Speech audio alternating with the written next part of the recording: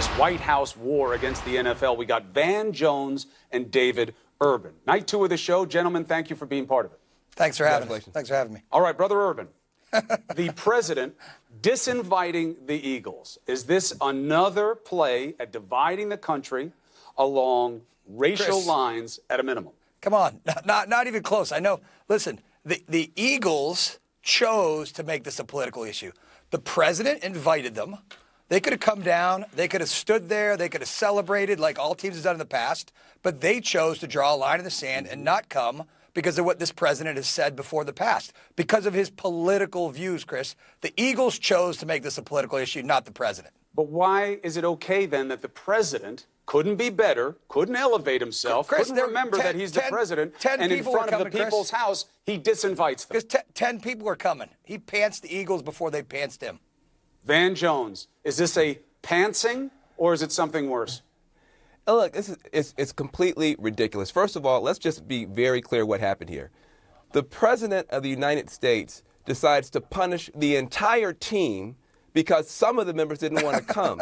But he's punishing the whole the members team didn't who want to did. come. Hold on. Okay. He's punishing the entire team because some of the people didn't want to come. But the people he's punishing who didn't want to come didn't even do what he said they did because they didn't even kneel. He is so far down the rabbit hole of crazy on this. And what it comes down to is there is a resentment here against the NFL. And listen, nobody, by the way, I got to say this.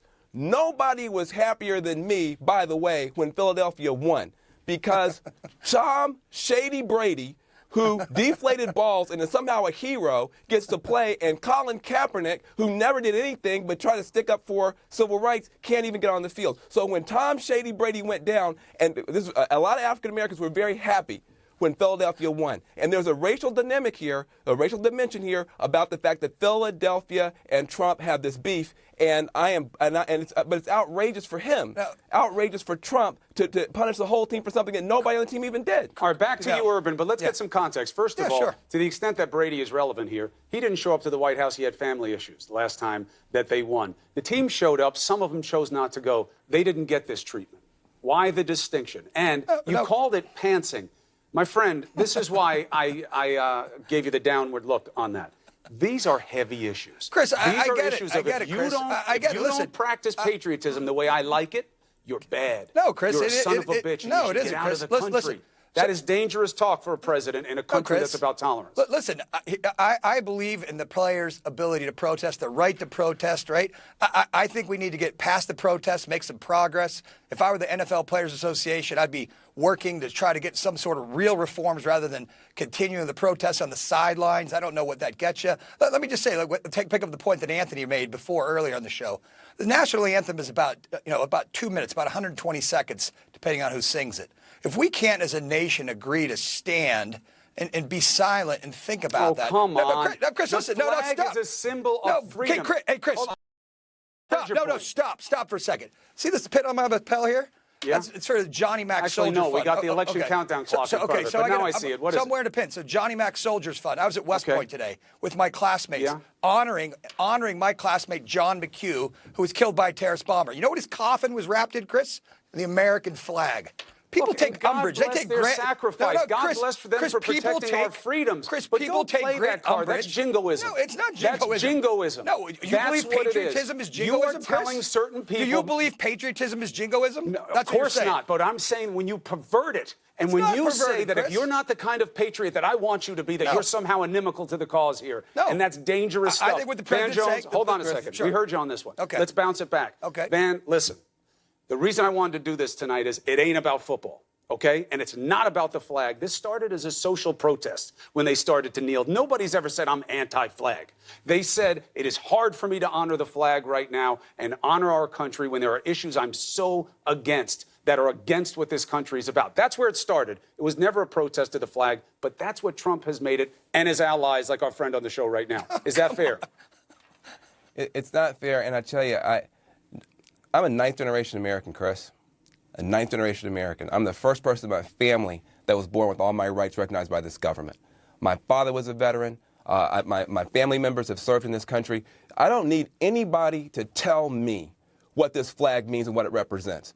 people in my family, people who look like me, have put blood in the ground, have put martyrs in the dirt in this country to have it be liberty and justice for all. And it is beyond insulting for people to lecture us about patriotism. We've done more. Hey, Van, no, you had your chance. Go ahead. Listen, there is a level of patronizing, not from you, but from this White House and from others. Somehow African Americans are ungrateful, that we somehow don't know what this country is about. We have fought in every war. We have sacrificed more for that Constitution than most people.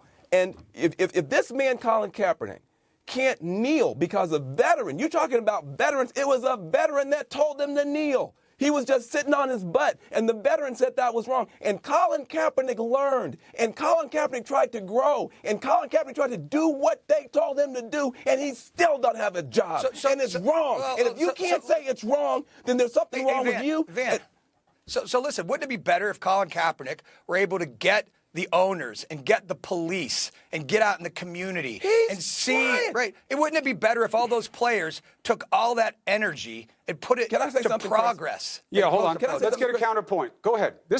And by the way, first of all, with everything that's going on in this country right now, I like how this conversation's going. You're being reasonable, you're making your points, and I like it. Van, continue.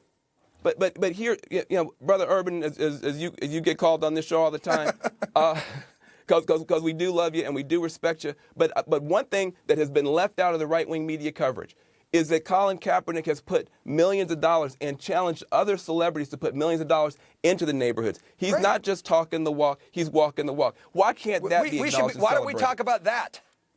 I would love to talk about it, but here's the thing. Why won't the president talk about it, though? You got a president of the United States. And listen, look, I think it's important to keep, who we're talking about and who we're not. Dave, I know that you agree with a lot of what Van is saying. No, listen, I know that as a veteran and somebody who respects the freedoms of this country, you know we're all about tolerance. We're all about letting people express the way that they want. That's why I'm worried about this. But Chris, as a lawyer, that's you know not what the president's doing. There are restrictions on speech in lots of instances, right? I'm not saying this is one of them. And the NFL has their right to say how their employees do what they do, and they're figuring that out. But that's not what the president is playing at here. It's not what he's playing at. He's making it about these guys don't respect the flag. He calls them sons of bitches. He says they shouldn't be in the country. Who is they? Listen, who is they that he's talking about? This is not uniting. He was supposed to be a uniter. You told me he would be a uniter during the campaign. I never said he was a uniter. That wasn't me. Oh, it was you. You are not easy to mistake, my friend. Head shape alone. I'll never forget who you are. Pull the tape. I know I got a big. I'm not like Van. I'm not like a good-looking dude like Van. You guys both have good shaped heads. It's what's in them that I'm worried about right now. Do you believe that this is the right move? Disinvite the team, say that they're opposition, say that they're wrong, say that they're not American. Listen, Chris, it wasn't the president who decided. The president invited the team. On May 31st, 80-plus members of the Philadelphia Eagles were showing up. On June 1st, it was down to a handful of people, okay? The Eagles made the choice here, not the president. But listen, I just think I see it very, very differently. But what the president is saying is that this is about the disrespect and the protesting. And the problem that you have is those players, the ones who didn't come and the ones who wanted to come, none of them kneeled in protest. So he's punishing all of them. I don't disagree with that point. Because they don't like him. That's why he's punishing. That's why they didn't come. They don't agree with his politics. And on that basis, he disinvited them, even though it's not his house, it's our house. And he's supposed to represent everybody in this country. And he's supposed to represent tolerance. And I don't know why he's not doing that. Chris, do you really think, Van, do you think if the president invited LeBron and folks to come to the White House to sit down, do you think they'd show up? Right now, no. Look, we got LeBron James. His sound is all over the place. He's saying, as an African-American athlete, I feel alienated by this But if he said, but your point, Chris, if he said, come on in, we're going to sit down and talk about this, would they go? Listen, I don't know if they wouldn't go, honestly. We have had conversations with some of the players. They said, if you want to talk about something serious, like criminal justice reform, which you and I agree on, and some of these issues, I think some of them would come. Listen, at some point, let me just say this. I think the president of the United States has an opportunity to turn a breakdown into a breakthrough. Disinviting people and using it as a political weapon may be short-term pain, a gain for him, but it's long-term pain for the country. But if he wants to have a conversation, don't forget these young guys who are 20